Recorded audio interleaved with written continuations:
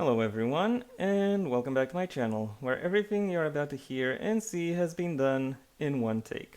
I'm your host, the One Take Man. Today I find myself on the Left Values website, which is this one, in case you're curious, because I want to do another political quiz, the fourth one on this channel's history. This one is based on 8 values, and I've already done the 8 values one. I'll link it in the iCard right about here. And I thought, well, okay, now I know what I where I place in general.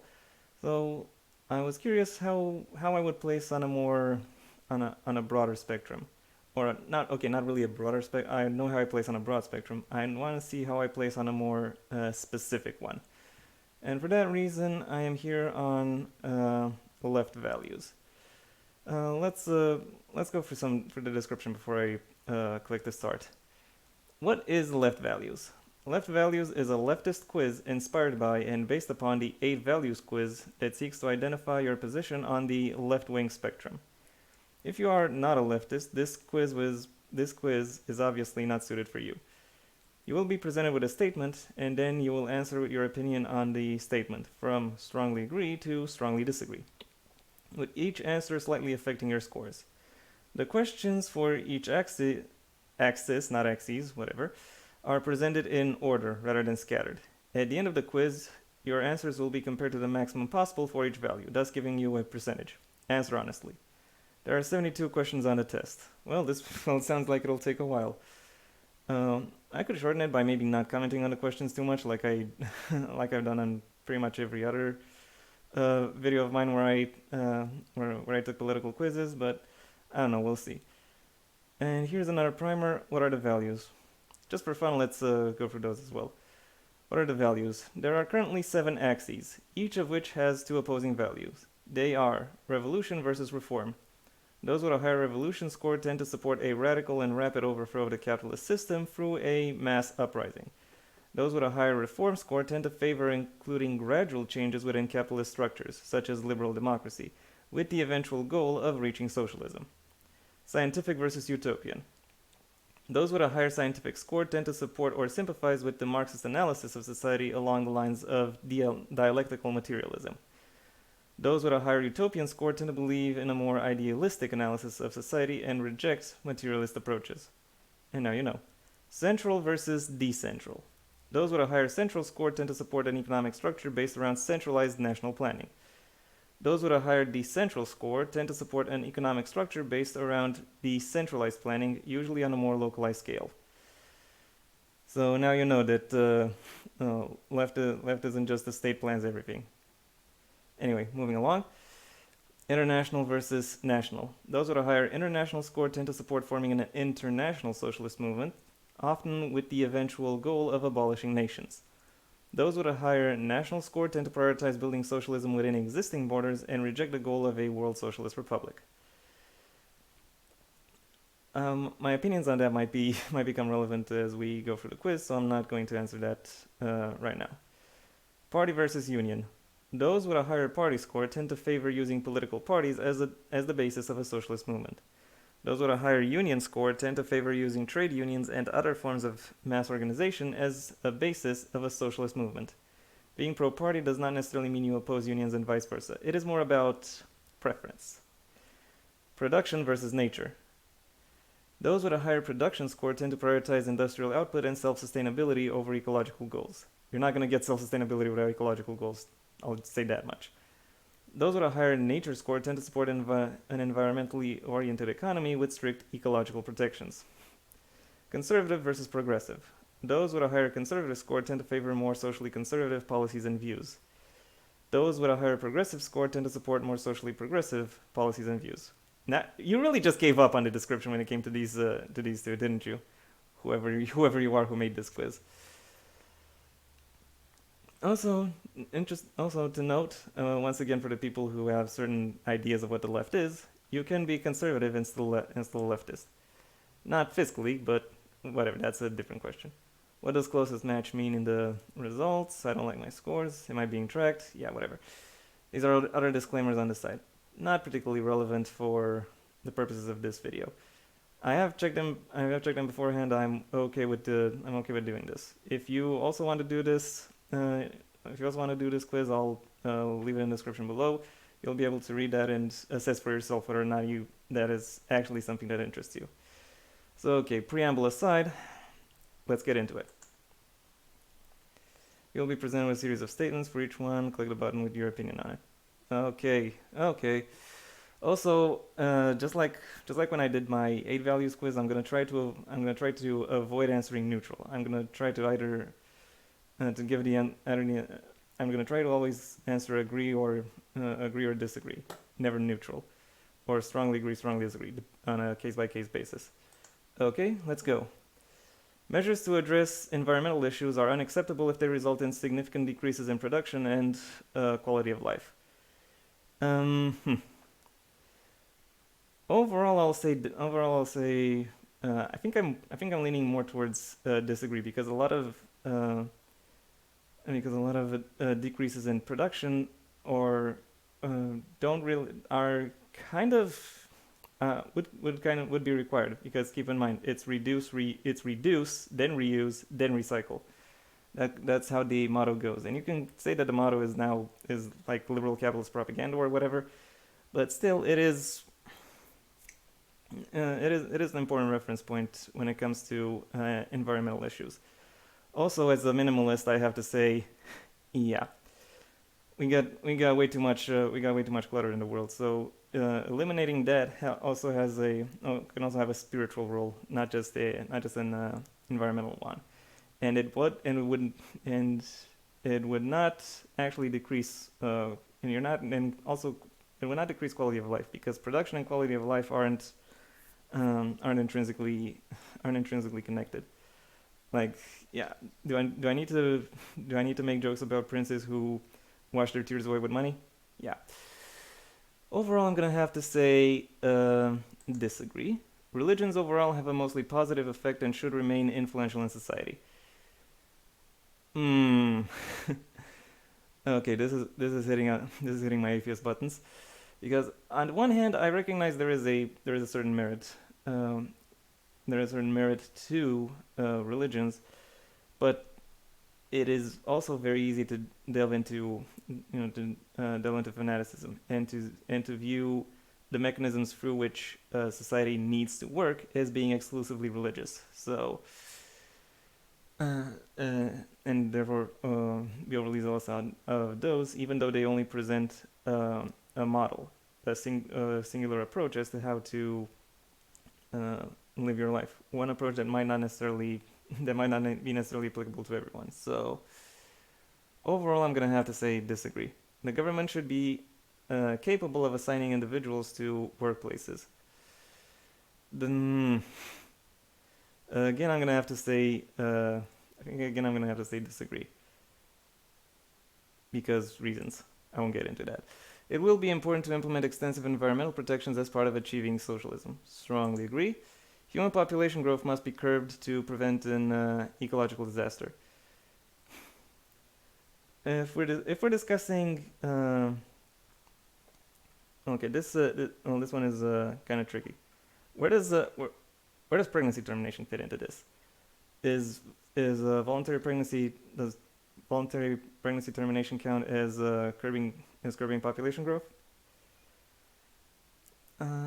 But overall, a sustainable way to maintain population is the most I will say the most important aspect of this discussion. That could mean curbing growth, or it could not. It depends on how many resources are available and how they can be used to further someone's quality of life. Overall, I'm gonna have to say agree. Marriage is a patriarchal social construct that should be phased out. Well, to be honest, let's say I might agree with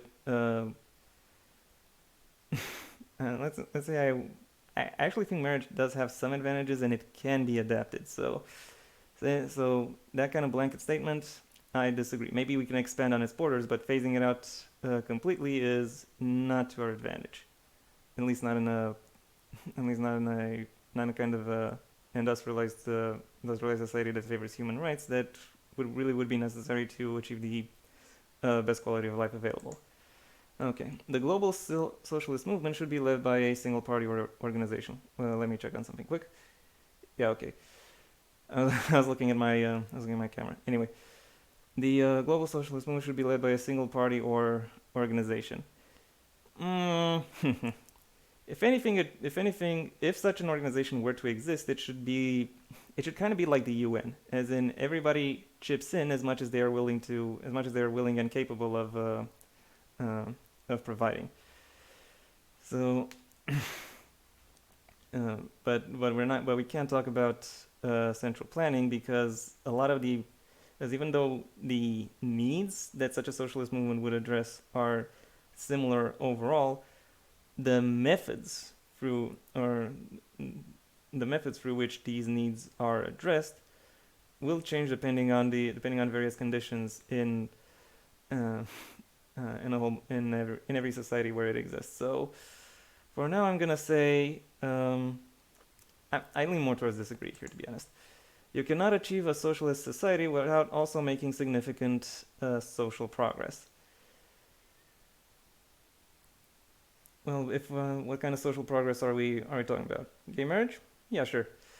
Are we talking welfare? Okay, that also sounds good. So, yeah. Is there any kind of social progress that would go against a socialist society? My answer is no. So I don't know. Agree, strongly agree. I'll just keep it at agree. The international proletariat belongs to no country. I I strongly agree with that. People of similar cultures should unite in federations or confederations. I am iffy on that, to be honest. Um, because how would if we're talking about them building, oh, okay, we could be talking about them building, mutual support blocks, which would be beneficial. There are situations in which such a thing could be, uh, is to our advantage. And actually, you know what? Screw it. I'm just gonna say the problem comes from how these federations or confederations are really configured. And I don't know if I should assume the situation that would most benefit my particular idea. For now, I'm just gonna say agree. Trade unionism has been largely corrupted by the ruling class and is no longer a viable structure for a socialist organization. Um, if that really were the case, then ruling classes would not be as preoccupied as they are with tearing them down. At least in the U.S. Other places, as for how other places deal with unions and how these unions represent the extent to which these unions represent the interests of the employees, that's a that's a slightly more complicated question to answer. But overall, I'm gonna say strongly disagree because when you get strong nations, strong unions, you get you get a solid contingency for you get solid contingencies for enforcing workers' rights. So, yeah. Socialist organizations are generally better off when organized loosely and decentrally. For the most part, I agree. It is necessary to establish a. Whoa. I've been talking for so long and I only went through 1/6 of it.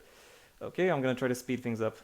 It is necessary to establish a dictatorship of the proletariat as a transitionary stage between capitalism and socialism.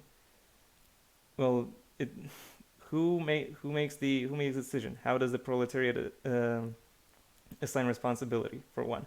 And secondly, how do you know that whoever gets to be responsible will actually do what they're supposed to? What kind of means do you have in place against that kind of corruption? I'll say disagree. It is perhaps better and more elegant to move peacefully and really the whole point of leftist values overall is that they're trying to move away from anyone holding too much authority. This is not moving away from too much authority. This is moving towards too much authority. So disagree. Humanity must return to the primitive ways of the past to overcome. Mm, well, there are some quote unquote primitive societies that do indeed hold some issues when it comes to hold some solutions when it comes to addressing climate issues, but humanity as a whole becoming a hunter-gatherer society again, no. Socialism can only be fully achieved in developed and industrialized societies. No. From each according to his ability to each according to his needs is a good principle. Strongly agree. In underdeveloped societies, a centrally planned economy is the best way to make rapid progress. Uh, okay, this is a thinker. I don't really know what to say here. Um, I will say assistance is necessary, but allowing people the ability to call upon that assistance, and not just have it dumped onto them is perhaps better. So I'm gonna say disagree. Foreign officials have no right to dictate policy in another country. Does does that include does that include leaders of international blocs or international federations like the European Union? Because that is the strong point of contention for every for every for every nationalist movement in Europe. They all say that they don't want their sovereignty challenged, and when in fact what they really want is to be able to uh, dig their populations around. Whether we're talking about poor people, minorities, racial minorities, sexual minorities, you know, that's so yeah. The fact that this is the rallying cry of the oppressor does not make this question look good. I'm gonna say uh, disagree because it doesn't really specify that is the case, but it does include. So yeah, industrialized farming practices must be abolished even if it leads to lower outputs.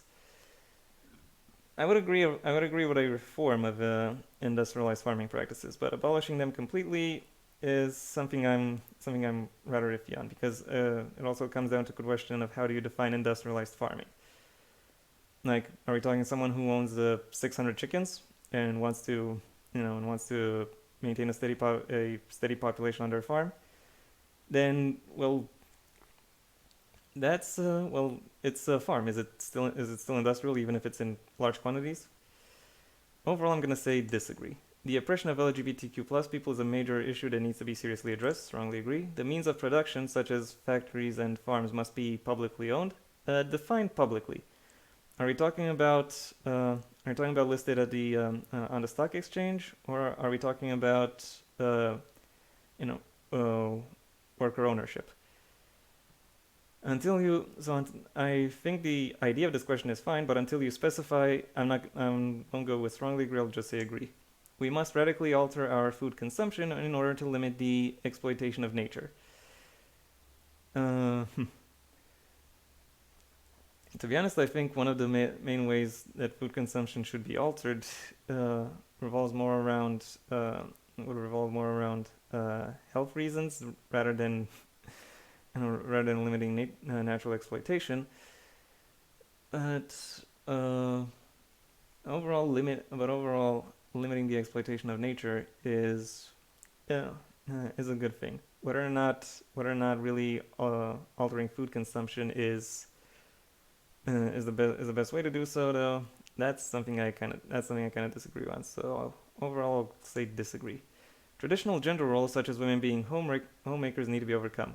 Yes, minority populations should receive special legal protections. Define special legal protections. Um, Overall, but I'll just say agree. The fact that so many workers vote for bourgeois parties over socialist parties is proof that party politics are no longer relevant. No, it means that it means that bourgeois parties offer something that the socialist parties do not, and you need to figure out what it is they offer, and then counter their offers. So for that reason, I'm not gonna say strongly disagree, but I will say disagree. Modern social democracy is a betrayal of left-wing values. Disagree. There are actually a lot of left-wing values that are integrated into modern social democracies. So and they don't really, and I'm not gonna say they betray them. They only start betraying them once once the interests of capital owners become dominant. So if you can keep that under wraps, then you're overall fine. Which is why I don't. Which is and because of that caveat, I'm not going to say strongly disagree. I'm just going to say disagree. Workplace democracy within capitalism is an acceptable alternative to a complete socialization of the economy. Well, what does it mean for workplace democracy to exist within capitalism? You mean uh, is it still acceptable for companies uh, uh, to screw people over even if they are worker controlled? Is it still should it still be acceptable for companies to use legal loopholes that shortchange their suppliers uh, and allow them to break environmental regulations uh, and betray the interests of their customers? Well, those are obviously bad, but however, how much does capitalism really contribute to that? What really contributes to that is capitalism. What really contributes to that is the way that capitalism is rigged towards having the highest possible profit. Finding different incentive structures would be helpful. I'll say that. Would be a better approach. How exactly you do that, I am for now unknown. I'm for now unsure. But I really don't. This one I okay. I'm breaking what I set out to do at the beginning. So I'm just gonna say unsure. Policies that enable mass immigration are naive and should not be implemented. What do you mean policies that enable? You mean policies that don't kill people at borders? I think you're wrong. Um, do I recognize that some people are criminals? Well, yeah, some people who will come in will be criminals. Some people who are already in the country are criminals. Say, so, so saying that you can't take a group of 100 people is bad because one of them might be a criminal is kind of ridiculous when you have a nation of millions of which there are thousands or even tens of thousands who already are criminals. Disagree. It is foolish to expect renewable energy sources to be able to replace fossil fuels. Strongly disagree. According to most scientific sources available. Okay, that also depends on how you define renewables, but that's a different question. Liberal democracy is a viable way of achieving a socialist society.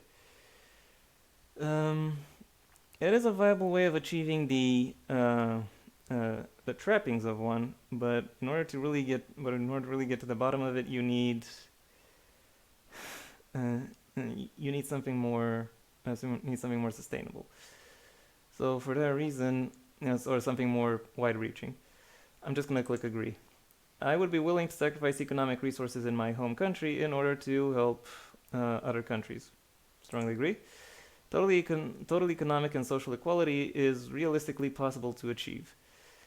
No, you should really only go for legal economy and for legal equality, and and therefore limit every economic and social means through which this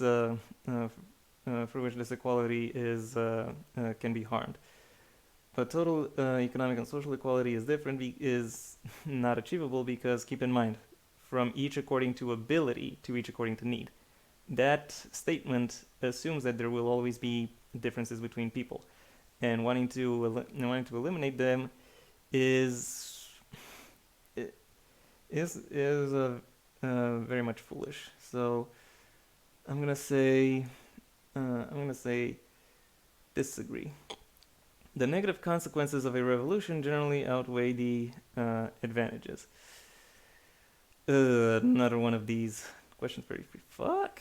This is going kind of slow. I well, I don't know. Should I say the? I could point to some examples of successful revolutions, but those are examples. Some other people could point out various other examples of unsuccessful revolutions, or what it means for a revolution to not be successful. Overall, my overall answer for this is, mm, I still want to say disagree, because even if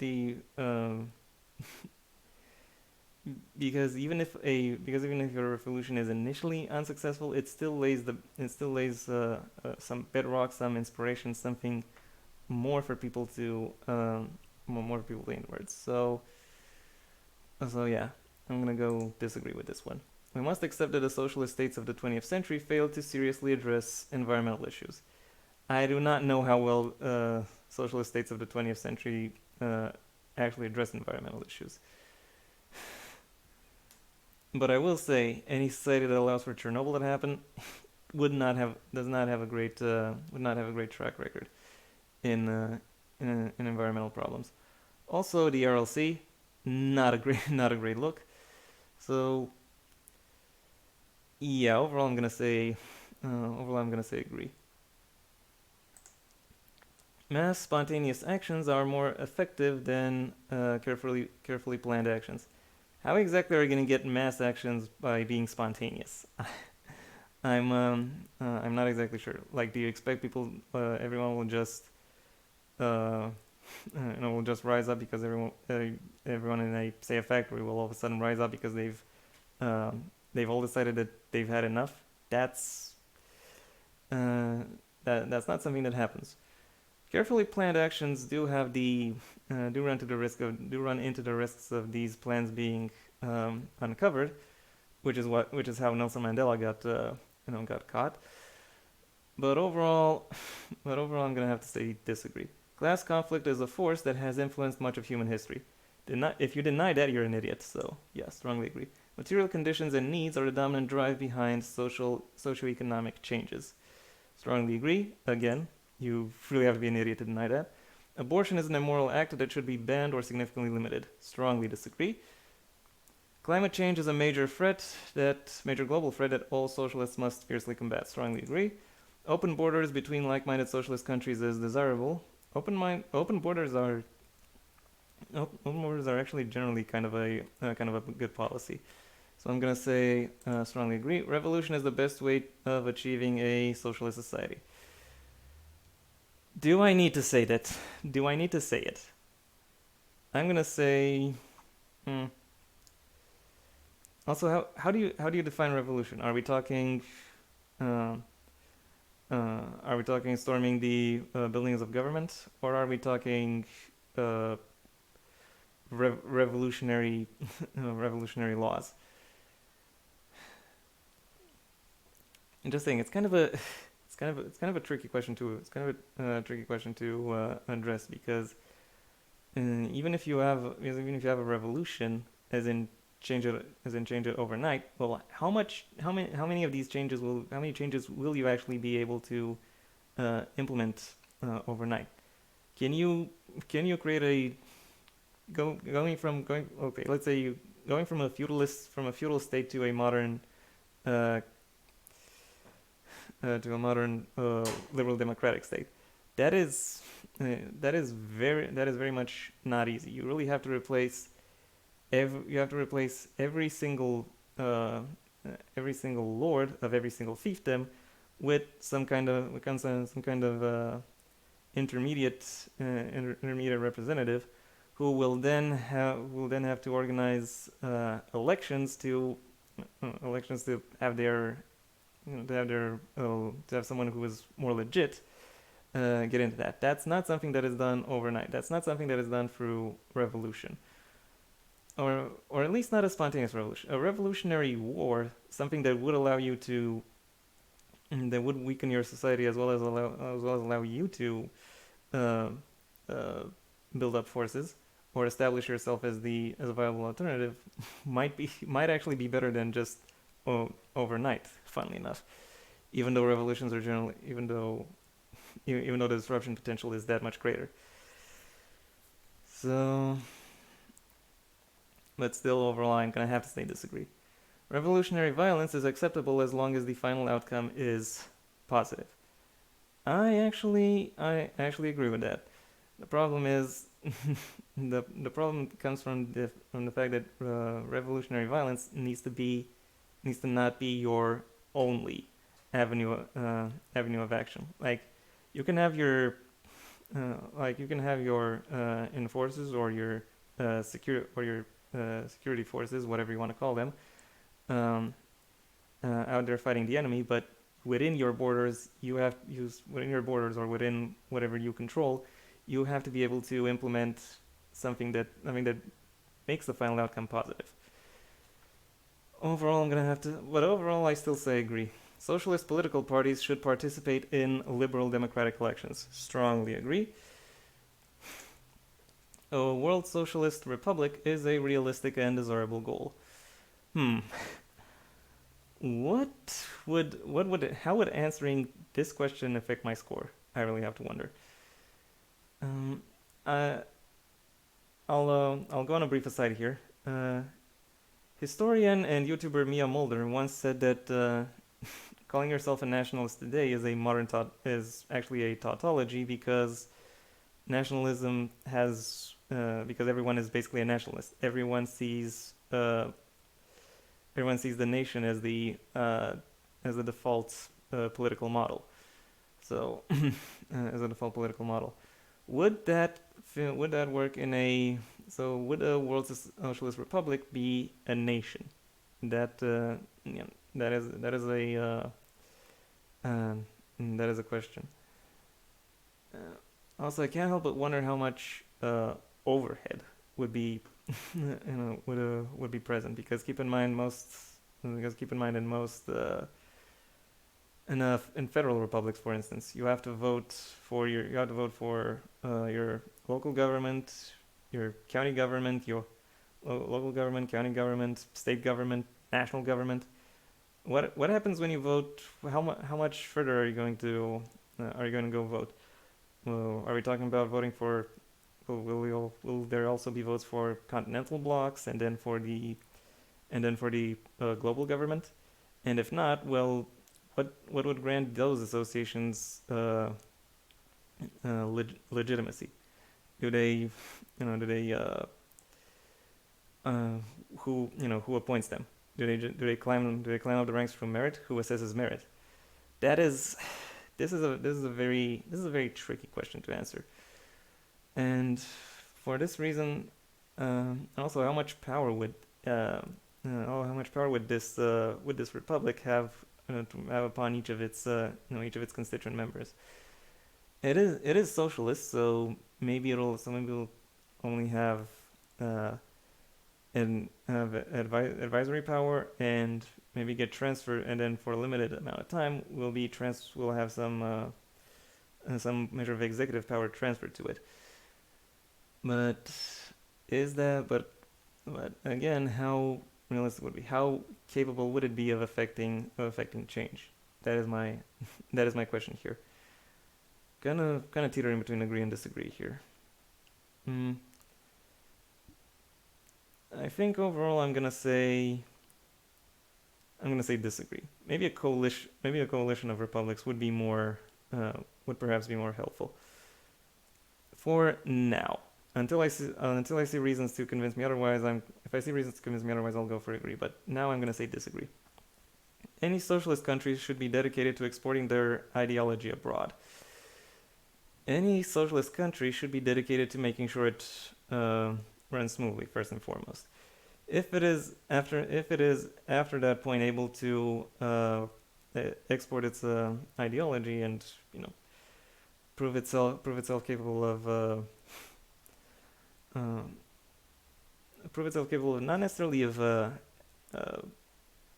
exercising global influence, but of uh, gathering support for protecting the rights of people in other countries within a socialist framework, then then that's great. But it is not but it is not an obligation. So for that reason, I'm gonna go disagree.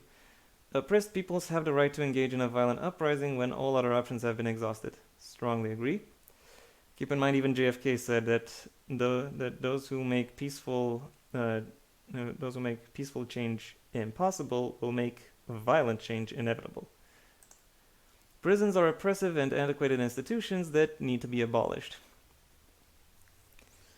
Um, okay, when it comes to prison abolition, I know some people uh, have garnered means which would verify the merits of that, but I haven't really checked those out. And I do have to admit that for the most part, prisons can very much be oppressive, but not necessarily in and of themselves as much as they are the means through which other organizations exercise oppression. Whether or not that makes so it's kind of like a tool used for a bad purpose. Is the tool bad or is the purpose bad? And there are certain situations where it is advantageous to keep certain people out of out of the public life for a wide variety of reasons. Overall, I'm gonna say, overall, while I agree that the way a lot of people think of prisons is oppressive and perhaps antiquated, I am opposed to. I don't necessarily support abolition, which is why I'm only clicking agree rather than strongly agree. I can't talk anymore. Blah, blah, blah. Okay, moving back. 2/3 through. Some small-scale destruction of nature is acceptable if it notably benefits humanity. Define small scale. And also, what does it mean for it to benefit humanity? If by benefit humanity you also screw over a bunch of a bunch of people somewhere, well then you're not benefiting humanity. You've screwed over the people. You've screwed over the people in the place where you've destroyed the nature, and thereby you've negated their humanity. That does not and so yeah, that does not benefit humanity to deny it to others. Overall, though, because I recognize there are situations where this statement is more correct than false. I'm gonna say agree. It is possible to peacefully convince the ruling class to conform to a socialist society. Uh, See, this is what I mean. This is what I meant when I say liberal democracies are not enough, because they have their own reasons to want to hold on to power, and if holding on to power means that they will have to the people that whoever is in charge, that ruling class, will step on other people's heads in order to improve their station, or even just maintain it, then they will do so. For that reason, you might find some who agree because they recognize the merit, or they realize that due to a unique configuration of events, they will still carry an acceptable to them level of advantage. That is not true of everyone. So overall, I'm gonna say disagree. The leadership of political parties and the progression towards socialism will always lead to authoritarianism. Um, I'm gonna say no, especially now that we've noticed that there are many more uh, directions in which. Oh, well, let me say that my initial thought is to say no, because we've seen that decentralized planning, first of all, works. It's worked in it's worked in the French Resistance during World War II.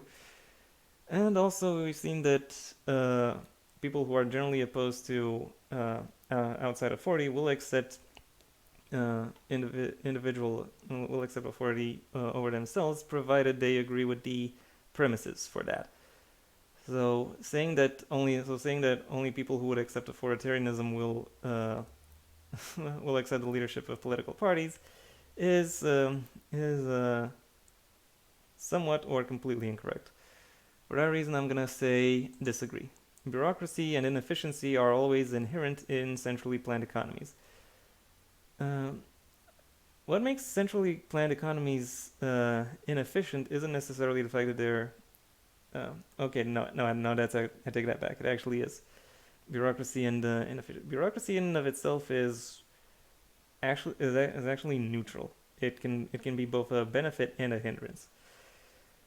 Um, but the biggest problem with centrally planned economies is the fact that they are not flexible enough to particularly to local changes, and it is more effective to have that. And it is more effective to have local local governments to you know react to various inefficiency sources. But in order to do so, they need to be allowed to. So centrally planned economies with some level of leeway could do it, but not sure. But I'm not sure how willing they would be to accept that. So, but overall though, I'm gonna have to say agree. It is acceptable for humanity to suffer to some notable extent in order to preserve the natural ecosystem. This question, man. What does it mean for humanity to suffer? Or well, and even more extensively, what does it mean to suffer to a notable extent? And also, what does it mean to preserve the natural ecosystem? Are you talking about keeping it as it is now, or bringing it to a condition where it is, or bringing it to a condition where it is where it is more capable of self sustainability? This one is a little too ambiguous for my liking, so disagree. Nationalism and patriotism are impulses that are unacceptable in a socialist society.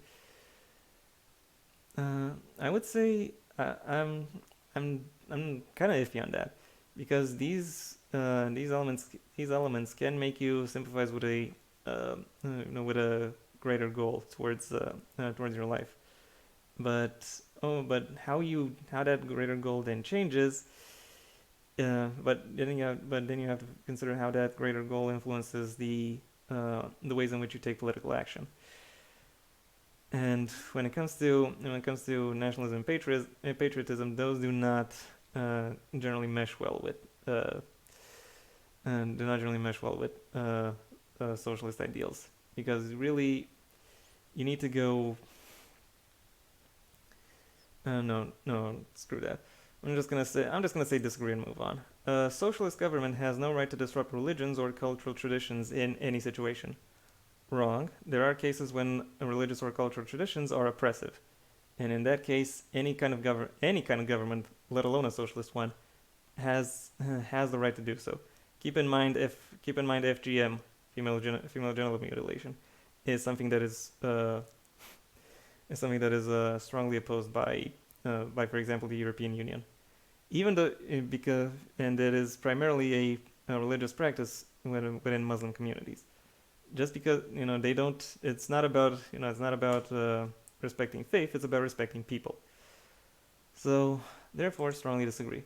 The establishment of socialism is a gradual process rather than an instant or rapid one. I lean more towards disagree here because when it comes to socialism, it's not about taking some policies with gradations and then changing that gradation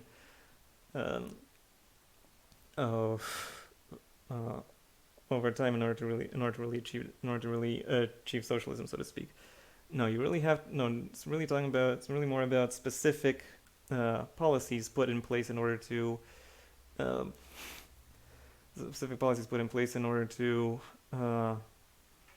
move the country. This can happen, and this can happen fast, or this can happen fast, instant or rapid, or this can happen slow, as in gradual. But it is, and one approach, and there are several approaches that there are several approaches that could work. Whether or not which of these works more uh, more effectively, and whether or not that is gradual rather than instant. Well, I'm gonna disagree with this because gradual processes can have more points at which they can be stopped. But if you have a more rapid process, say, okay, I'm putting this law in place. You'll have some time to adjust to it, but after that, it's the law, finished. That is more effective than say, okay, this is the law. It has three stages. It can be interrupted and it has three stages, and this is what it will be. That law can be interrupted at the end of first stage, or even during the first stage, or during the second stage, or even during the third stage. It can be interrupted. How effectively, and the end result will be that socialism, or that particular socialist measure, will not be implemented as effectively as it would be if it were a rapid process. So, disagree. Redistributing wealth away from the wealthy through taxes is a viable way of defeating inequality. I'll say agree. Another way of doing so is making sure that wealth doesn't and that wealth doesn't accumulate, or at least it doesn't accumulate to the point where the wealthy have the have the kind of influence that is not proportional to their contribution to society. So I'm gonna say agree. Trade unions and worker councils should form the basis of a socialist society. Define basis. There's a real problem here with this term. Do you mean they should make laws, or do you mean they should provide the backbone for political activism, or general support groups and executive functions? Because depending on what you mean, you can get wildly different results. Also, does a party count as a worker council if everyone who is involved is part of the proletariat? Just saying.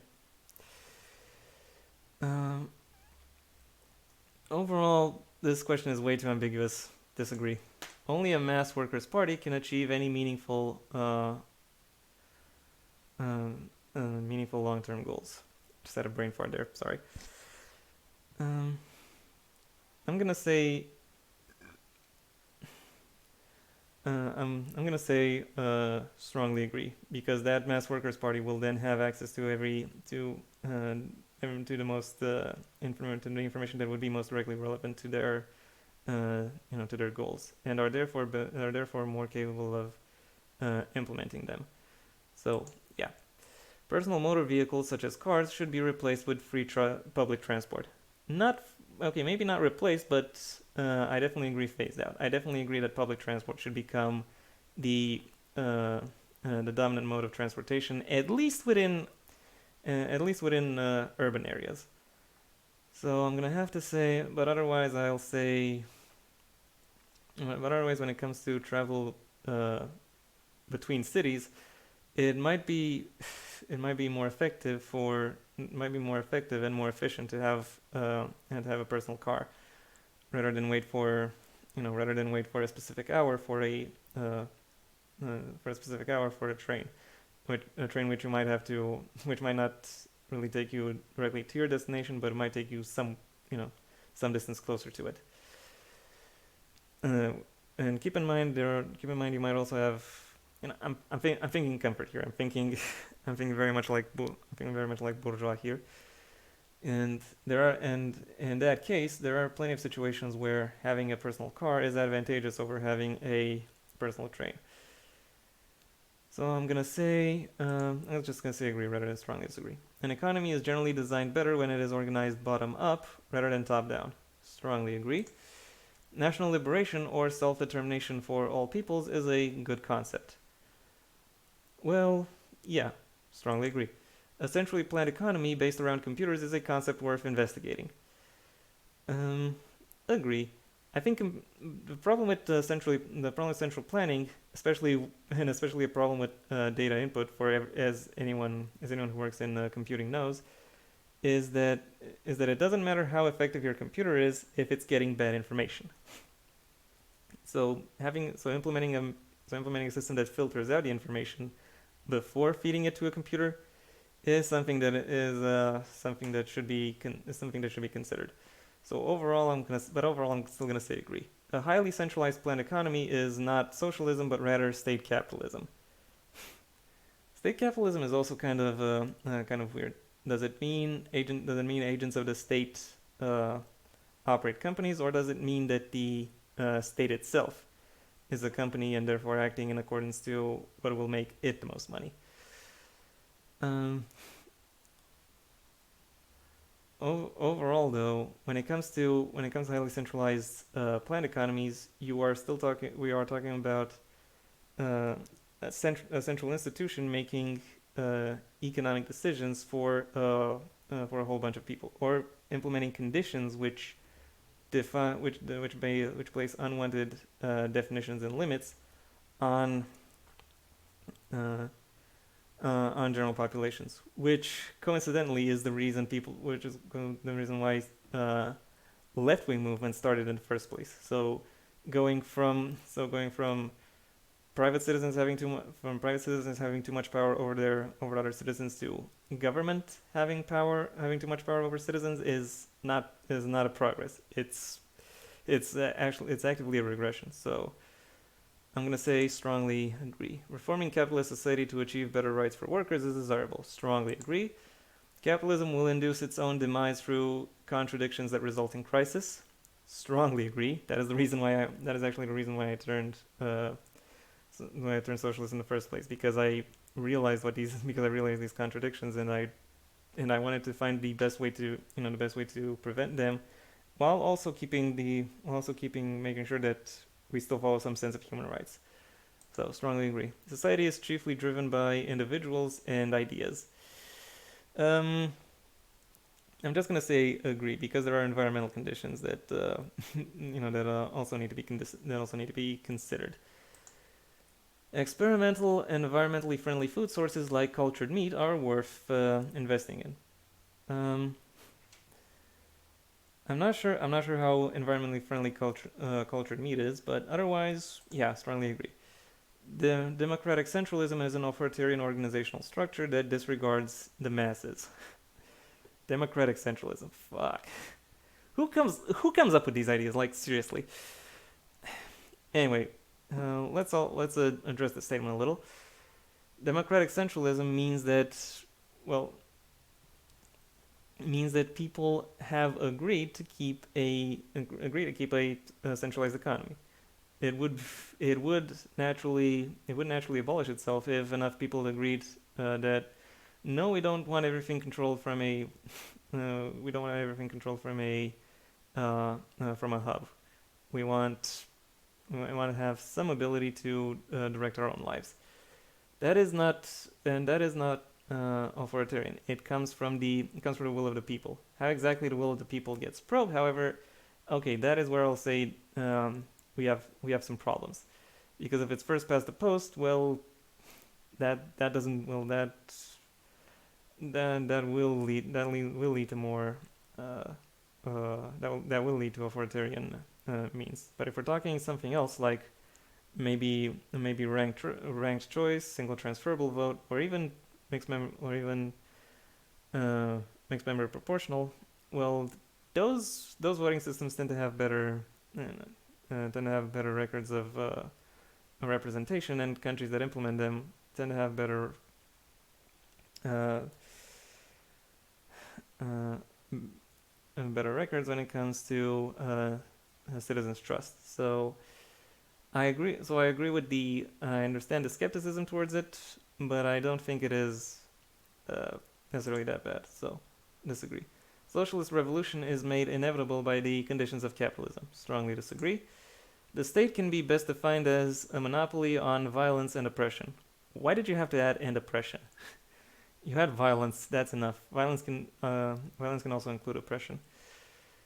Um, I'll say this. State means the state is defined as the monopoly on the legitimate on a legitimate use of force.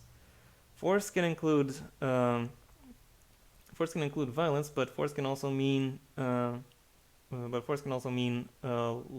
and it can also mean the means by which that law is uh, by which that law is applied.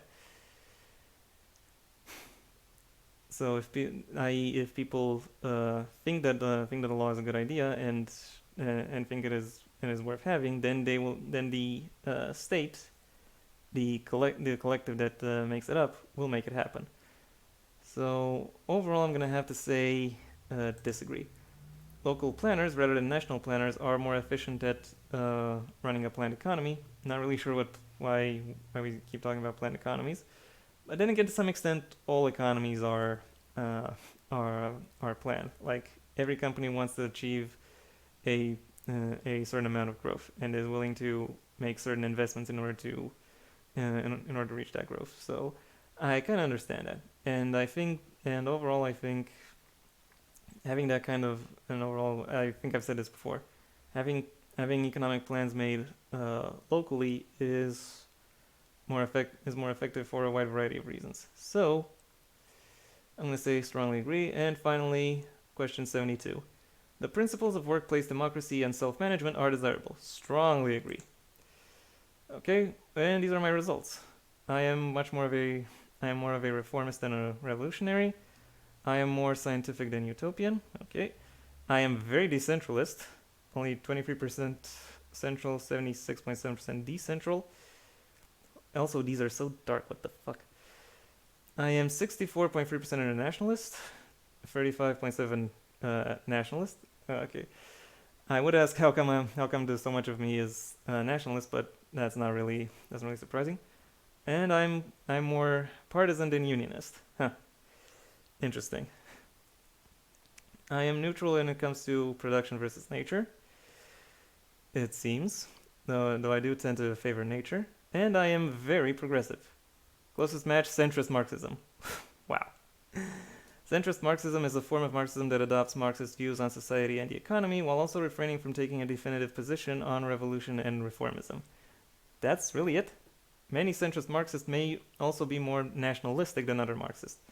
Next closest match, democratic socialism, left-wing nationalism. Damn, this is my next closest. Anyway, orthodox Marxism, eco-Marxism, left communism, social Marxism. I am not I am not utopian at all. This is interesting. And yeah, these are my scores. And this has been the video. Thank you for your attention. If you enjoyed it, then please leave a like and maybe even share this video wherever you think other people will like it as well. If you have anything you'd like to add to any part of what you've just seen, the comment section awaits your input. And if you want to see when my next video gets released, well then please subscribe. Ideally also ring the bell or do whatever else YouTube will ask of you in order to keep you notified. I also have a main channel where I talk about more bookish and literature topics, which you'll find linked in the description down below, right past my social media. Should that also interest you. Until next time, I have been the One Take Man.